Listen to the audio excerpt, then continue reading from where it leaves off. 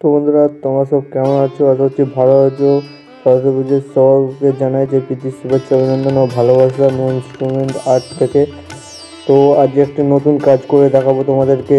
তো ভিডিওটা তোমরা দেখো লাস্ট পর্যন্ত কেরম। তো আজকের থিমটি হচ্ছে যে একটি সরস্বতী ঠাকুরের বিনা নকশা হিসাবে আমি করে দেখাচ্ছি।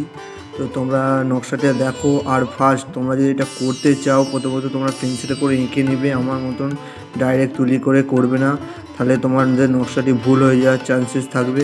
প্রথমে তো তোমরা পেন্সিলে করে নকশাটা এঁকে নিও।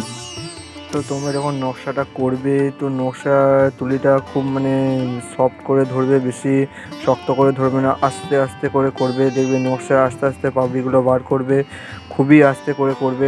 আর বন্ধুরা, তোমরা একটা জিনিস লক্ষ্য করে দেখবে যে পাপড়িগুলো যেন সমান থাকে, আর পাপড়িগুলো যেন টেরা বাঁকা না হয়। নিজেদের বসে বসে আস্তে আস্তে করে পাপড়িগুলো করবে। তো বন্ধুরা, আজকে এই পর্যন্তই। আমার ভিডিওটি নতুন হয়ে থাকলে চ্যানেলটিকে সাবস্ক্রাইব করতে ভুলো না। জয় হিন্দ, বন্দে মাতারাম।